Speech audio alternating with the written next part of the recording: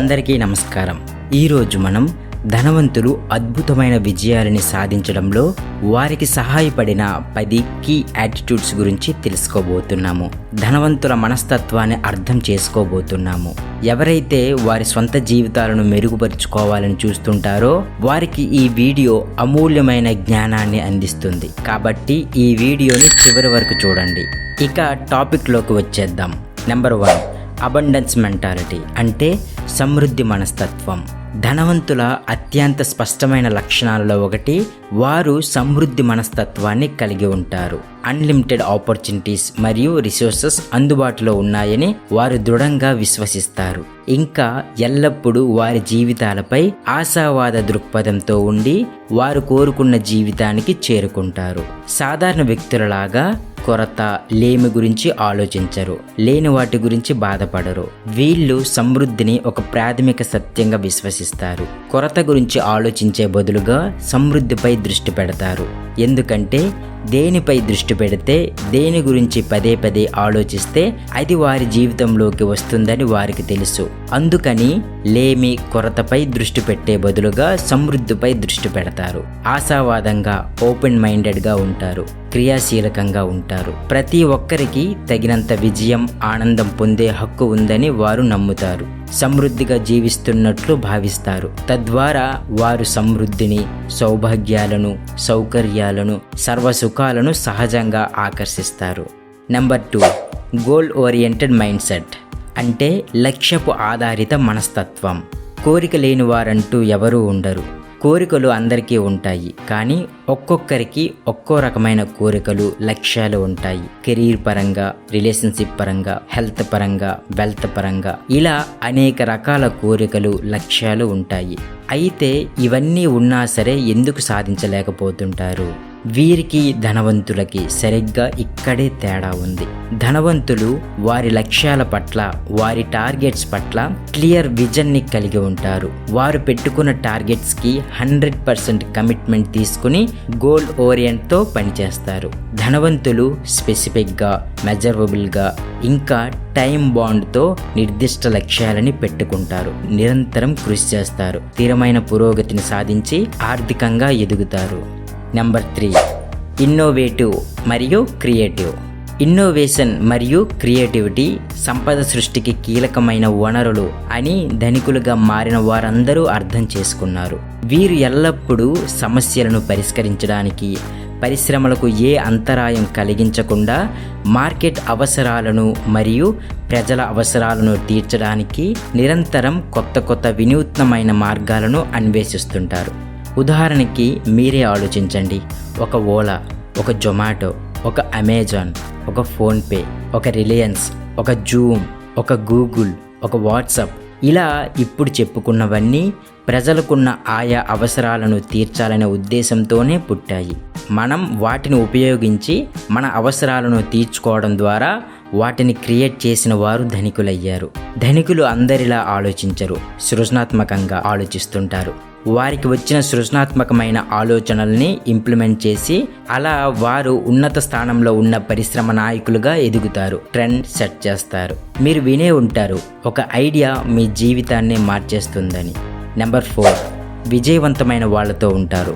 మనం ఎలా ఆలోచిస్తే అలా తయారవుతాం. ఇది 100% నిజం.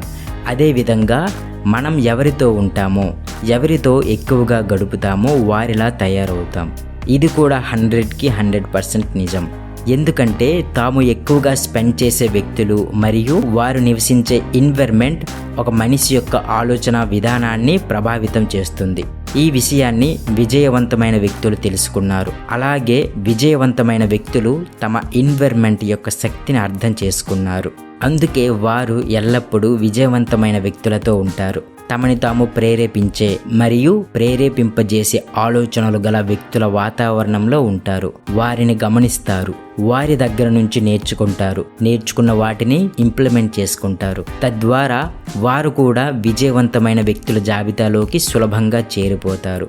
సులభంగా చెప్పాలంటే మీరు సక్సెస్ఫుల్ పీపుల్తో ఉంటే మీరు సక్సెస్ఫుల్గా తయారవుతారు. ఫెయిల్యూర్ వాళ్ళతో ఉంటే ఫెయిల్యూర్గా తయారవుతారు.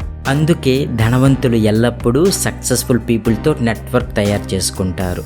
నెంబర్ 5, కృతజ్ఞత మరియు ప్రశంసలు అందిస్తారు.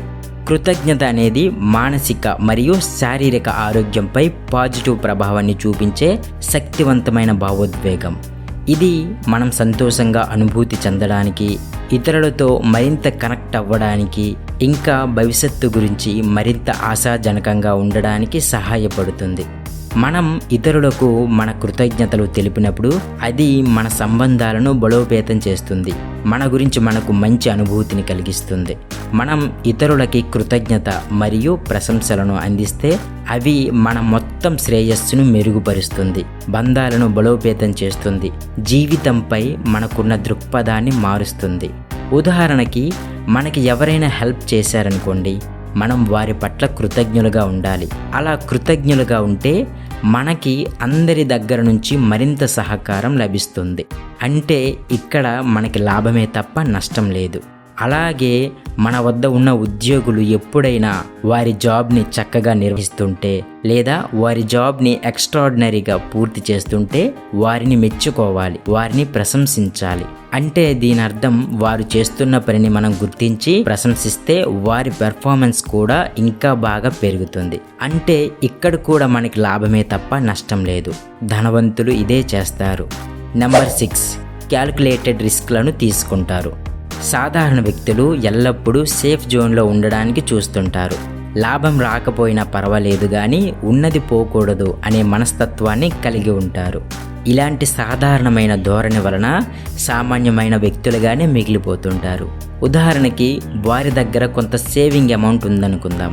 ఆ అమౌంట్ అలాగే లాకర్లోనో బ్యాంక్లోనో ఉంచేయడం బదులుగా దేనిలో అయినా ఇన్వెస్ట్ చేశారనుకోండి, కొద్ది రోజులకి ఆ అమౌంట్ డబుల్ ట్రిపుల్ అవుతుంది. కానీ ఇన్వెస్ట్మెంట్ చేసిన తరువాత లాభం వస్తుందో నష్టం వస్తుందో అనే భయంతో దేనిలోనూ ఇన్వెస్ట్ చేయకుండా అలానే ఉంచేస్తారు. అప్పుడు వారికి ఆ అమౌంట్కి జస్ట్ ఇంట్రెస్ట్ మాత్రమే వస్తుంది. కానీ ధనవంతులు దీనికి పూర్తిగా అతీతం. ఉదాహరణకి, వస్తే 100% ప్రాఫిట్ వస్తుంది, లాస్ అయితే 20% అవుతుంది అని రిస్క్ని క్యాలిక్యులేట్ చేస్తారు, ముందడుగు వేస్తారు, సాహసం చేస్తారు, లాభాన్ని ఆర్జిస్తారు. అలా ఎల్లప్పుడూ ప్రాఫిట్లో ఉండి వారి వెల్త్ని ఇంక్రీజ్ చేసుకుంటారు. నెంబర్ 7, ఆర్థిక అవగాహనని కలిగి ఉంటారు. ధనవంతులకు ఆర్థిక అంశాలు, వాటి సూత్రాలపైన లోతైన అవగాహన ఉంటుంది. వారు మనీ మేనేజ్మెంట్, ఇన్వెస్ట్మెంట్, ట్యాక్సెస్ మరియు ఇతర ఆర్థిక విషయాల గురించి తమకు తాముగా అవగాహన కల్పించుకుంటారు. ఫైనాన్షియల్ ఎడ్యుకేషన్ ద్వారా వారు తమ ఆర్థిక విషయాలపై కంట్రోల్ని కలిగి ఉండి వారి సంపదను పెంచుకుంటారు. అంతేకాకుండా వారి పర్సనల్ ఫైనాన్స్ విషయాలలో కూడా సరైన నిర్ణయాలు తీసుకోవడంలో ఇది సహాయపడుతుంది. ఇంకా సంక్లిష్టంగా ఉన్న ఫైనాన్షియల్ ప్రొడక్ట్స్ని నావిగేట్ చేయడానికి, రిస్క్ని అర్థం చేసుకోవడానికి, వారి నీడ్స్కి తగినట్లుగా సరైన ఆప్షన్స్ని సెలెక్ట్ చేసుకోవడానికి కూడా ఫైనాన్షియల్ ఎడ్యుకేషన్ ఉపయోగపడుతుంది. నెంబర్ 8, స్ట్రాంగ్ వర్క్ ఎథిక్ని కలిగి ఉంటారు. వీళ్ళు తమ కెరీర్లో ఎక్స్ట్రా మైల్స్ వెళ్ళడానికి కన్సిస్టెన్సీగా క్వాలిటీ సర్వీసెస్ మరియు క్వాలిటీ ప్రొడక్ట్స్ని అందిస్తారు. అవసరమైనప్పుడు అధిక పని గంటలు చేయడానికి కూడా భయపడరు. ఇలా స్ట్రాంగ్ వర్క్ ఎథిక్ని కలిగి ఉండడం ద్వారా వారి యొక్క కెరీర్ని మెరుగుపరుచుకుంటారు. నెంబర్ 9, వెల్త్ కాన్షియస్నెస్ని కలిగి ఉంటారు. అంటే సంపదపై స్పృహని కలిగి ఉంటారు.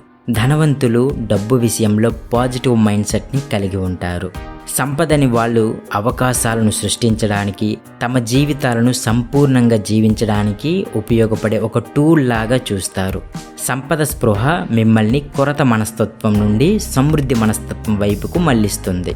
సంపద మనస్తత్వాన్ని పెంపొందించుకున్నప్పుడు మీరు ఆపర్చునిటీస్ని, ఫైనాన్షియల్ సక్సెస్ని మరియు పాజిటివిటీని ఎక్స్పీరియన్స్ చేస్తారు. Number 10, giving back. ధనవంతులు చారిటీ రూపంలో తిరిగి ఇవ్వడానికి అనేక కారణాలున్నాయి. చాలామంది సంపన్నులు తమ కంటే తక్కువ అదృష్టవంతులకు సహాయం చేయాలనే బాధ్యతను తీసుకుంటారు. ఇతరులకు సహాయం చేయడానికి తమ సంపదను ఉపయోగించాల్సిన బాధ్యత తమపై ఉందని నమ్ముతారు. మరికొంతమంది ధనవంతులు దాన ధర్మాలు చేయడం ద్వారా పన్ను మినహాయింపులు లభిస్తాయని చేస్తారు. ఇంకొంతమంది సంపన్నులు ప్రచారం లేదా సామాజిక హోదాను పొందడం కోసం చారిటీకి తిరిగి ఇస్తారు. ఇంకొంతమంది సంపన్నులు కేవలం ప్రపంచంలో మార్పు తీసుకురావాలనే ఉద్దేశంతో విరాళాలు ఇస్తారు. కారణం ఏదైనప్పటికీ ధనవంతుల ఔదార్యం మన సమాజంలో ఒక ముఖ్యమైన భాగం. ఇది ప్రపంచాన్ని మెరుగైన ప్రదేశంగా మార్చడానికి సహాయపడుతుంది మరియు ఇతరులు కూడా తిరిగి ఇచ్చేలా ఇన్స్పైర్ చేస్తుంది.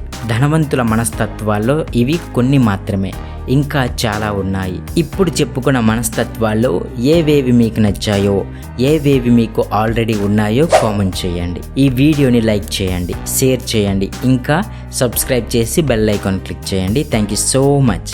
Universe bless you. Thank you universe.